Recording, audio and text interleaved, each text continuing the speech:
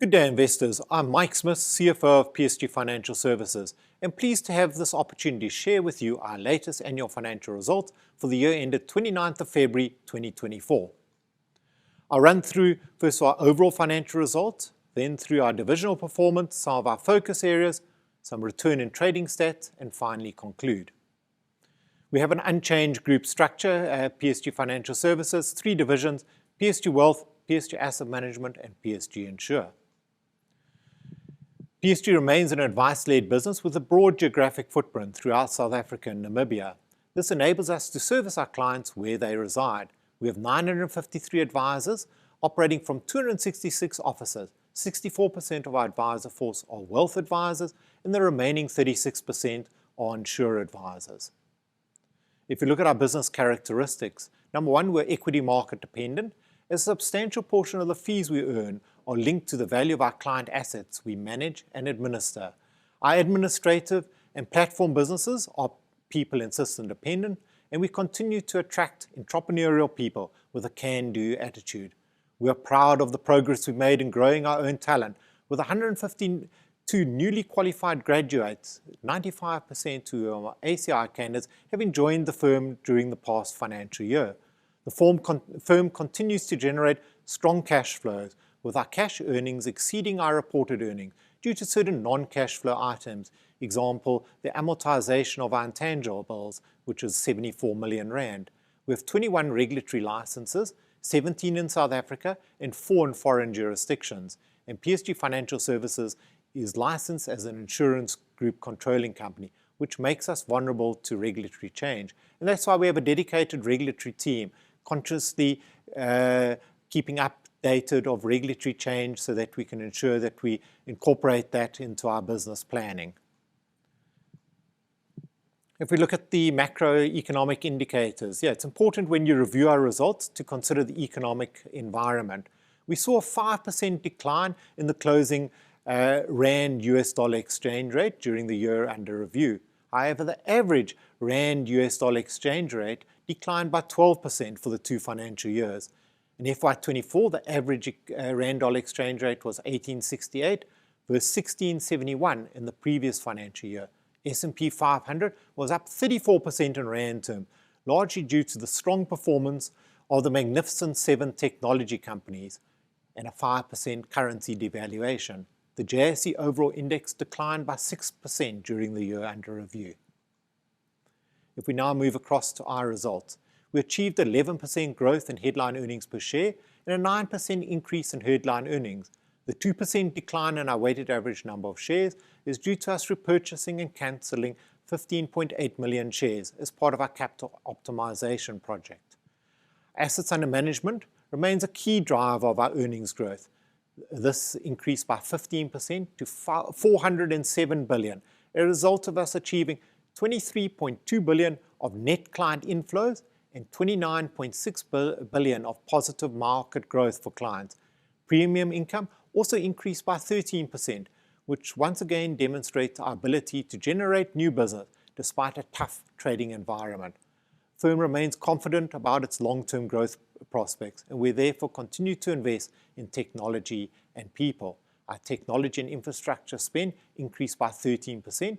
These costs we continue to fully expense, while our fixed remuneration costs grew by 12%. We'll now go through some of our divisional earnings. Our divisional profit contribution is split as follows. Wealth division contributed 64% of our earnings, asset management 21%, and insure 15%. PSG Wealth achieved earnings growth of 17%. The division generated 12% increase in core revenue due to good growth in management and other recurring fees, whilst our transactional brokerage income decreased due to lower trading activity during the FY24 year. PSG Insure, they achieved a 13% increase in gross written premium. However, their earnings decreased by 6% due to our underwriting margins declining from 13% to 9% during the year due to certain catastrophe events that we experienced during the year, which I'll elaborate on a bit further when we touch on Western's results. PSG Asset Management results, they were impacted by lower performance fees. However, our management fees increased by 17%, resulting in stable recurring headline earnings compared to the prior year. If we now move on to our 10-year track record, so we continue to manage and evaluate the firm's performance against an unchanged set of metrics. Our 10-year track record highlights the sequential improvement of our key metrics. Our compound annual growth over the past 10 years is as follows: assets under management, 15%, core revenue, 12%, recurring headline earnings per share, 15%, and dividend per share, 14%. You can also see a substantial improvement in our credit rating and SCR ratio.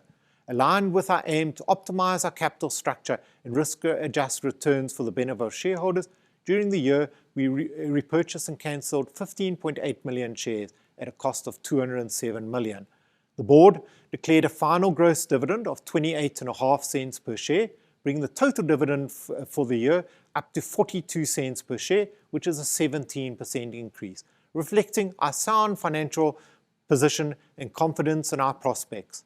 The sequential growth in earnings and dividends per share for the past decade is testimony to a great firm aimed at carefully managing risks and delivering strong shareholder returns. If you look at our wealth business managed client assets increased to 355 billion. This included 19.6 billion of positive net inflows and 30 billion of positive market performance, as we once again delivered good investment performance results for our clients during the year. Our weighted average value of managed client assets was 325.3 billion, which is up 17% from the prior year. PSG Wealth was also recognized as the Wealth Manager of the Year Large Institutions at the Intellidex 2023 Wealth Manager of the Year Award for the 5th consecutive year. PSG Wealth, during the past 5 years, the wealth business has secured 79.5 billion of managed client asset net flows. Our sustained investment in digital capabilities aimed at enhancing our client experience has enabled our high-caliber advisors to maintain excellent client relationships and service levels, which is a key driver of our success. PSG Wealth continues to advise clients to focus on their long-term goals and maintain diversified portfolios, especially during these volatile and uncertain times. On the wealth advisory front side, we actually had a 3% increase in number of advisors. 18 advisors joined us during the past 12 months. We had 65 new joiners and 47 advisors left us. PSG Asset Management, they grew client assets under management by 7% to 51.8 billion, largely due to the 3.5 billion of positive net client inflows we secured. Our weighted average assets under management was up 15% from the prior year at 50 billion. Our total assets administered by the division increased by 15% to 227.7 billion, supported by the 9.5 billion of multi-manager net inflows. Asset management during the year brought in 3.5 billion of net flows.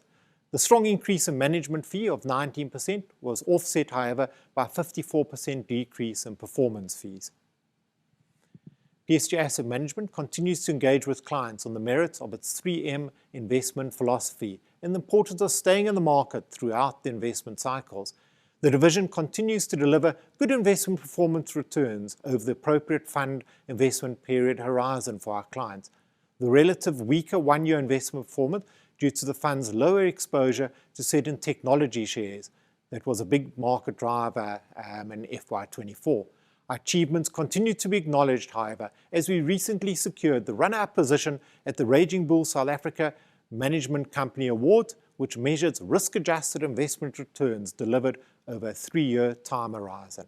PSG Insure achieved an overall premium income growth of 12% during the year. The division continues to focus on profitable growth with an emphasis on commercial lines type of business, which requires advisor expertise. Western received the Product Supplier of the Year Non-Life Commercial Award at the FIA Intermediary Experience Awards during September 2023 for the 2nd year in a row. On the insurer advisor side, we saw a 3% decrease in the PSG Insurer advisor force due to the amalgamation and consolidation of certain PSG Insurer advisor offices. During the year, we had 20 new joiners and 32 advisors left, resulting in a net decrease of 12 advisors. Western National Insurance, our short-term insurance business, their results were adversely impacted by numerous cat events during the year. We had 2 severe flooding events in the Western Cape and an earthquake and hailstorm in Gauteng. If you look at our overall top-line focus, the firm generates an overall top-line revenue growth of 13%. The wealth business, 12%, asset management at 8%, and insure 15% growth in top-line revenue. The group still has relatively low market shares and therefore remains confident about its strategy and prospects for future growth. We continue to monitor and evaluate our overall business performance by focusing on 3 core metrics: recurring revenues, profit margins, unit of risk relative to return on equity. Our operating margins were marginally impacted by the impact of the cat events at Western, as well as our further investment in technology and people. Performance fees contributed 2.8% of headline earnings during the period versus 6.5% in the previous year. Return on equity delivered was 23.4% on an unleveraged basis, as the group has no interest-bearing debt, which adds to the group's strong financial position and excellent liquidity. Give you some details on returns and trading stats. So this table depicts the investment returns a shareholder would have earned during the past 19 years, where they reinvest their dividends relative to the JSE Aussie, both in rands and US dollar terms. So 100,000 invested in PSG Consult has grown to 7,894,985, where 100,000 invested in the JSE over that same period would have grown to 978,948. So having invested in PSG Financial Services, the return is just over 8 times greater than having invested in the JSE over that 19-year period.